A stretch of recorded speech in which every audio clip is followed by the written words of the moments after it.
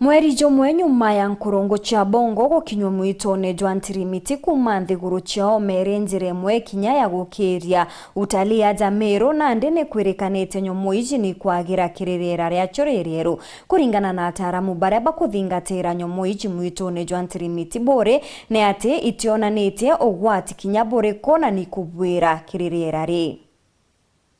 Mweri umwe nyuma ya nkurongo cia bongo gukinya ntirimiti muthitoni wa Mount Kenya indi murugamiri wa muci wa nyamu wa lewa John Kinoti aruga nkurongo ino ni kuendelea bwega guntu guku na ini kubwirira era ya muthitu uyu. Country with proper forest and all that. So reversing this is one of the most exciting journey we want to take, and MBRCT is a generational project. These bongos as the first breeding population for us. So in this location is one of the best habitat for bongo, I guess, in East and Central Africa. And this is a place to be. This is where bongos used to be. And we've looked at history. The numbers of bongos in the world that were counted in 50 years ago, much of the population was in this region.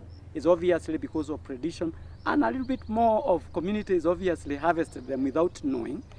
Hence the reason why the numbers went down. So we are actually in this project participating with the community and everybody else to reverse this story of extinction. Miario ya Kinoti niwetwo mbaru na abitha munene wa lewa CEO Mike Watson ura wirigiro bwake nkurongo-ini ciarane na ciongereke kaingu ireta fainda. Along with other partners here in Kenya and the Rare Species Foundation have been working on for the last 4 to 5 years, and a culmination of a really exciting project for us, a public-private community partnership which is centered around the reintroduction of these incredibly attractive, beautiful antelope, and we're hugely excited to have been part of it as Lewa.